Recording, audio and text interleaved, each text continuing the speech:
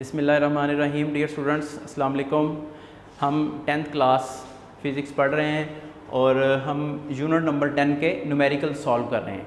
तो इससे previous lecture के अंदर हमने फ़र्स्ट न्यूमेरिकल सॉल्व किया है और वो थोड़ा सा आपको शायद लेंथी लगा हो, लेकिन आप थोड़ा सा अगर फोकस करेंगे ना तो फर्स्ट 4 न्यूमेरिकल्स बिल्कुल सेम हैं, बिल्कुल सेम है इस तरह से कि सब के अंदर ये time period of the simple pendulum का फार्मूला लगेगा। किसी न्यूमेरिकल के अंदर आपको टाइम पीरियड और ग्रेविटेशनल एक्सेलरेशन जी की वैल्यू गिवन होगी और लेंथ फाइंड करनी होगी। किसी के अंदर आपको लेंथ और टाइम पीरियड की वैल्यू गिवन होगी और जी की वैल्यू फाइंड करनी होगी। और इसी तरह से किसी न्यूमेरिकल के अंदर आपको एल और जी की वैल्यू गिवन होगी और टाइम पीरियड फाइंड करना होगा। तो यही फार्मूला जो है ये बार बार लगेगा फर्स्ट 4 न्यूमेरिकल्स के अंदर। तो तकरीबन सेम ये सारे के सारे न्यूमेरिकल्स हैं। लेंथ शायद थोड़ी सी ज़्यादा हो जाए लेकिन मुश्किल नहीं है, इजी हैं। अगर आप इनको थोड़ा सा थॉरोली एक डेप्थ के साथ जाके स्टडी करें तो ये आपके लिए कोई मुश्किल नहीं है। बट ये न्यूमेरिकल प्रॉब्लम 10.2 पे आते हैं। इसका हम जो गिवन डाटा है वो राइट करते हैं। A pendulum of length 0.99 metre. तो एक पेंडुलम है जी, सिंपल पेंडुलम, उसकी जो सी लेंथ है मीन दैट के ये आपके पास एक सिंपल पेंडुलम है, इसकी जो सी लेंथ है वो कितनी है 0.99 मीटर। साथ में हम ये डाटा में लिख लेते हैं, लेंथ जो है 0.99 मीटर। तो आगे जी, is taken to the moon by an astronaut. एक एस्ट्रोनॉट है, वो ये इस सिंपल पेंडुलम को उठा के चांद पे, मून की सरफेस पे ले गया। अच्छा, वहाँ क्या होता है जी, the period of the pendulum is 4.9 seconds.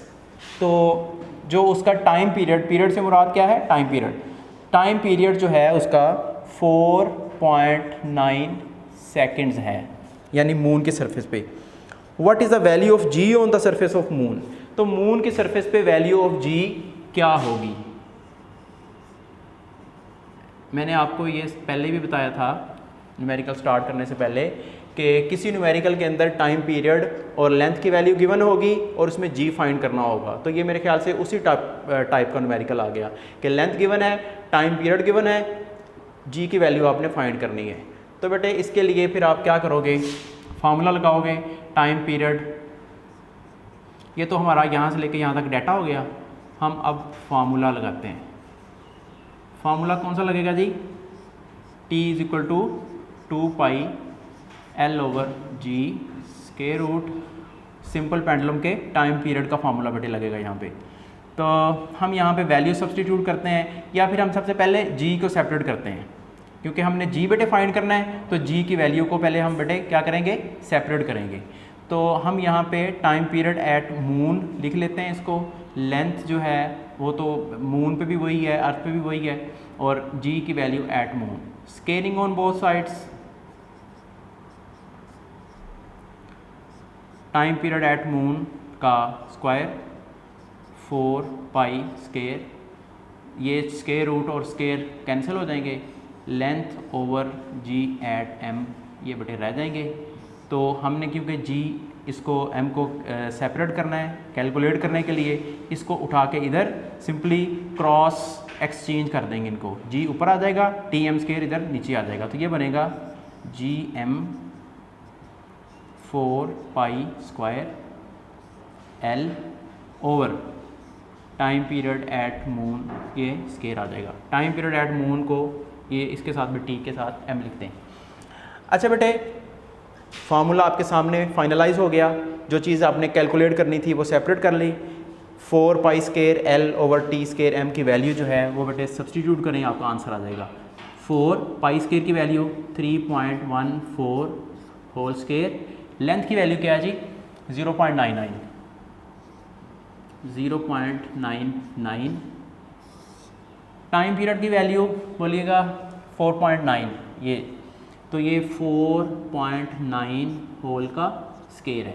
तो आप क्या करेंगे, घर में कैलकुलेटर से ये सारी की सारी वैल्यूज़ कैलकुलेट करेंगे, इसका स्क्वायर ओपन करेंगे, इसका स्क्वायर ओपन करेंगे, जो आंसर आएगा उसको इससे और इससे मल्टीप्लाई करेंगे।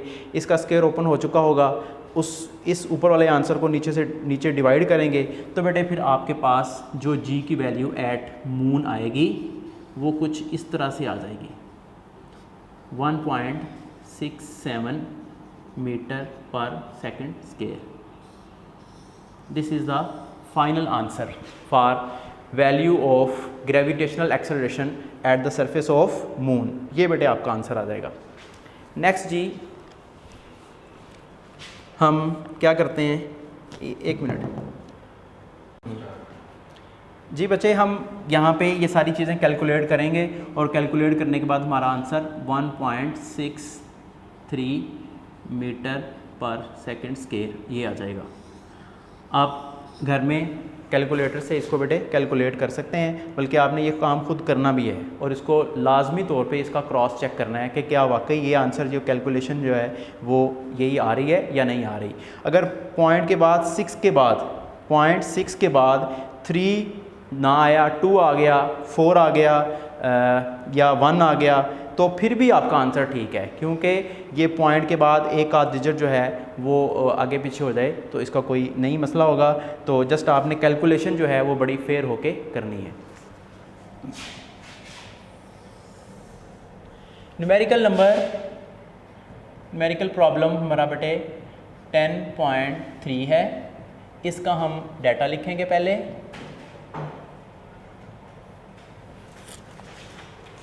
नेक्स्ट पेज पे आ जाएं। कह रहा जी find the time periods of simple pendulum of 1 metre length. हमने टाइम पीरियड्स कैलकुलेट करने हैं एक ऐसे सिंपल पेंडुलम के लिए जिसकी लेंथ 1 मीटर है। तो length of the simple pendulum is 1 metre placed on earth and on moon. Mean that कि टाइम पीरियड्स हमने मून पे भी कैलकुलेट करना है उसका, और उसी सिंपल पेंडुलम का टाइम पीरियड हमने अर्थ पे भी कैलकुलेट करना है। मतलब टाइम पीरियड एट अर्थ ये भी कैलकुलेट करना है, टाइम पीरियड एट मून इसको भी हमने कैलकुलेट बेटे करना है। हमें चाहिए यहाँ पे the value of g on the surface of moon is 1/6 of its value on earth where g e is 10 metre per second square. कहने का मतलब ये है कि g gravitational acceleration at the surface of earth जो है g e की value 10 metre per second square होती है, ये तो आप सब जानते हैं। और जबकि gravitational acceleration g at the surface of moon जो है उसकी वैल्यू क्या होगी, जी एट अर्थ का 1/6 होगी, उसका 6th पार्ट होगी, छठा हिस्सा होगा उसका। तो हम जी एट अर्थ की वैल्यू ये लगाएंगे यहाँ पे और ओवर 6 करेंगे तो बेटे आंसर आपका आ जाएगा 1.67 की रेंज में आंसर आएगा आपका। आप इसको खुद से कैलकुलेट कर सकते हैं जी। ये मैंने जी की वैल्यू एट मून कैलकुलेट कर ली, जी की वैल्यू एट अर्थ गिवन है, time period at earth calculate करना है, टाइम पीरियड एट मून ये भी कैलकुलेट हमने करना है। तो फार्मूला फिर वही लगेगा जी, time period is equal to 2 pi L over g square root. Time period is equal to 2 pi L over g, just square root आएगा इसका। अच्छा, हम time period at earth calculate करने जा रहे हैं तो इस कैपिटल टी के साथ सबस्क्रिप्ट के अंदर स्मॉल ई लगा देते हैं। ज़ाहिर सी बात है जो लेंथ होगी वो भी अर्थ वाली होगी और जी की वैल्यू भी अर्थ वाली होगी। अब चूंकि लेंथ जो है वो मून पे भी वही रहेगी, यानी अगर आपके पास ये एक सिंपल पेंडुलम है जी, इस सिंपल पेंडुलम की जो उनकी लेंथ है वो 1 मीटर है। आपने इसका टाइम पीरियड अर्थ पे कैलकुलेट करना है, मतलब ये एक वाइब्रेशन कंप्लीट करती है कितने टाइम पे, ये आपने वो टाइम निकालना है। एक तो ये बात है अर्थ पे। दूसरा, आपने इसी लेंथ वाले सिंपल पेंडुलम को लिफ्ट करके उठा के ले जाना है मून पे, तो वहाँ जाके इसकी लेंथ तो चेंज नहीं ना होगी, तो लेंथ मून पे भी वही रहेगी, अर्थ पे भी वही रहेगी। वहाँ जाके भी आपने वही काम करना है, टाइम पीरियड कैलकुलेट करना है। तो बेटे यहाँ पे ई लिखने की या एम लिखने की ज़रूरत नहीं है, क्योंकि लेंथ जो है वो दोनों जगहों पे क्या होगी, सेम होगी जी। वैल्यू सब्स्टिट्यूट करते हैं, आंसर हमारे पास फ़ौरन आ जाएगा ये, क्योंकि इसको तो हमें फार्मूला जो है बिल्कुल ठीक है, इसको कुछ मॉडिफाई करने की ज़रूरत नहीं है। 2 पाई, पाई की वैल्यू सब्सटीट्यूट करते हैं ना, बल्कि 3.14 ये पाई की वैल्यू आ गई। उसके बाद स्क्वायर रूट आ गया। लेंथ की वैल्यू तो आपको पता है 1 होती है, ये गिवन है। उसके बाद जी की वैल्यू एट अर्थ 10 है, 10 है जी। तो बेटा ये 2, 3.14, 1/10 का आंसर आप जानते हैं 0.1 आएगा। स्क्वायर रूट आएगा, इसका बेटे आप स्क्वायर रूट ओपन करेंगे। स्क्वायर रूट ओपन करने के बाद इन दोनों चीज़ों से मल्टीप्लाई करेंगे। दोनों चीज़ों से मल्टीप्लाई करने के बाद जो आंसर आएगा आपका वो अप्रॉक्सीमेटली 2 आ जाएगा। टाइम पीरियड है क्योंकि, इसलिए इसके साथ यूनिट कौन सा लगेगा, सेकेंड्स। आपने यूनिट्स का बहुत ज़्यादा ख्याल करना है इन चीज़ों के अंदर।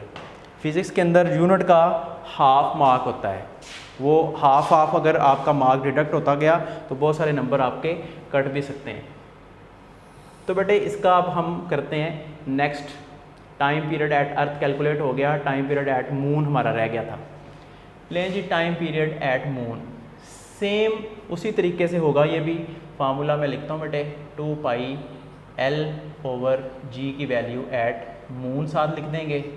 कैलकुलेट, इसको सब्सटीट्यूट करें। 2 पाई की वैल्यू 3.14, लेंथ की वैल्यू तो आपको पता है 1 मीटर ही रहेगी, और जो सी जी की वैल्यू है आपकी, जी एट मून की वैल्यू वो आप 1.67 सब्सटीट्यूट करेंगे।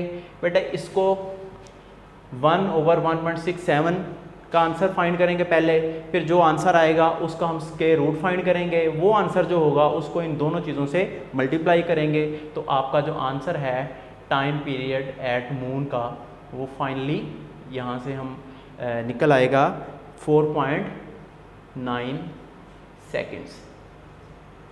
तो बस एक चीज़ पे थोड़ा सा गौर करें, यहाँ थोड़ी सी आप डिफरेंस समझें। कैलकुलेशन इंशाल्लाह ताला आप घर में कैलकुलेट कर लेंगे ये सारी। तो सेम सिंपल पेंडुलम है, सेम लेंथ है उसकी, वही लेंथ उसकी अर्थ पे है, वही लेंथ उसकी मून पे है, लेकिन अर्थ पे उसका जो टाइम पीरियड है 2 सेकेंड्स, यानी 2 सेकेंड्स के अंदर वो एक वाइब्रेशन अपना कंप्लीट कर लेता है अर्थ पे, जहाँ पे जी की वैल्यू कितनी है 10 मीटर पर सेकेंड स्क्वायर है। और उसी लेंथ के सिंपल पेंडुलम को जब आप eight the surface of moon ले जाते हैं, चंदा मामू के पास ले जाते हैं, वहाँ जाके कैलकुलेट करते हैं, तो वहाँ जाके उसका टाइम पीरियड जो है वो 4.9 सेकेंड जो है वो बन जाता है। मीन के उसका टाइम पीरियड जो सा है वो मून पे जाके बढ़ जाता है। तो जी की वैल्यू जो है कम होने से, जी की वैल्यू कम होने से टाइम पीरियड की वैल्यू क्या हो गई है, बढ़ गई है। तो आप इससे ये भी अंदाज़ा लगा सकते हैं कि time period and gravitational acceleration both are inversely proportional to each other. ये प्रैक्टिकली भी बेटे आपने अब देख लिया जी। Numerical number 10.4। नेक्स्ट न्यूमेरिकल पे आते हैं जी। Numerical problem 10.4। इसके डाटा में क्या लिखना है जी हमने? फर्स्ट ऑफ ऑल ये बेटे डाटा है जी इसका। A simple pendulum completes 1 vibration in 2 seconds. एक सिंपल पेंडुलम अपनी एक वाइब्रेशन कंप्लीट करता है 2 सेकेंड्स में, यानी 2 सेकेंड्स उसका टाइम पीरियड हो गया ना। फिर 2 सेकेंड्स के अंदर एक वाइब्रेशन कंप्लीट करेगा, तो इसका मतलब ये हुआ कि उसका टाइम पीरियड जो है वो 2 सेकेंड है, क्योंकि टाइम पीरियड क्या होता है, एक वाइब्रेशन कंप्लीट करने का टाइम। तो ये वही तो बात ये है। कैलकुलेट इट्स लेंथ, उसकी आपने बेटे लेंथ फाइंड करनी है, लेंथ फाइंड करनी है। जबकि जी की वैल्यू वो बेटे गिवन है 10 मीटर पर सेकेंड स्क्वायर। लें जी डाटा आपका ये आ गया। इसमें टाइम पीरियड और लेंथ की वैल्यू गिवन है और जी की वैल्यू आपने कैलकुलेट करनी है। बिल्कुल ये बेटे 10.2 से रिजेंबल कर रहा है। इसमें भी क्या था, लेंथ और टाइम पीरियड गिवन था, जी की वैल्यू कैलकुलेट करनी थी, तो हमने इस तरह से इसको कैलकुलेट किया। तो सेम मेथड से ये वाला भी न्यूमेरिकल आपका सॉल्व हो जाएगा। कैसे? हम बेटे यहाँ पे फार्मूला लगाते हैं। फार्मूला यहाँ पे लगेगा कि time period is equal to आएगा 2 पाई L/G स्क्वायर रूट। हमने वैल्यू ऑफ क्या कहते हैं इसको, जी को अच्छा जी की वैल्यू गिवन है, लेंथ की वैल्यू कैलकुलेट करनी है। तो ये जो है अब हम ये न्यूमेरिकल नंबर 10.1 से बेटे रिजेंबल कर रहा है, सॉरी 10.2 से रिजेंबल नहीं कर रहा बल्कि 10.1 से रिजेंबल कर रहा है। इसमें लेंथ की वैल्यू हमने कैलकुलेट करनी है, जी की वैल्यू गिवन है। ओके, तो वैल्यू सब्सटीट्यूट करते हैं जी। 2 पाई, सॉरी पहले हम क्या करेंगे, लेंथ को सेपरेट करेंगे। इसके लिए हम क्या करेंगे, squaring on both sides. Okay, T square 4 pi square L over g. तो बेटा ये स्केयर रूट तो कैंसिल हो जाएगा ना जब उसको स्केयर लिया जाएगा। तो हमारे पास जो फाइनल आंसर आएगा इसका, क्योंकि हमने लेंथ को कैलकुलेट करना है इसलिए लेंथ को सेपरेट करने के लिए जी उधर जाके मल्टीप्लाई, 4 पाई स्केयर इधर आके डिवाइड हो जाएगा। ये बनेगा L is equal to t square g over 4 pi square. तो बेटा टी की वैल्यू क्या थी भला, 2, तो 2 का स्केयर, जी की वैल्यू 10 है, ये गिवन है, और आपको पता है 4 और ये पाई की वैल्यू 3.14 होल स्केयर है। ये आ गया बेटे, ये दोनों कैंसिल हो गए, 4 है, ये 2 2 और 4 बनेगा। तो 10 को डिवाइड करना है 3.14 के स्केयर पे, तो इसका आंसर भी जो है आपका 1.02 ही आएगा। ये एक लेंथ है, लेंथ का यूनिट क्या होता है, मीटर, तो इसका यूनिट भी मेरा बेटा मीटर ही आएगा। ठीक हो गया जी। आज के लिए इतने न्यूमेरिकल्स ही काफ़ी हैं। तो फर्स्ट 4 न्यूमेरिकल्स हमारे हो गए। तो नेक्स्ट जो न्यूमेरिकल्स हैं वो तो हैं ही बहुत छोटे छोटे सिंपल से हैं। इंशाल्लाह नेक्स्ट टॉपिक के अंदर इंशाल्लाह ताला उनको बेटे हम डिस्कस करेंगे। आपका बहुत शुक्रिया। अल्लाह हाफिज़।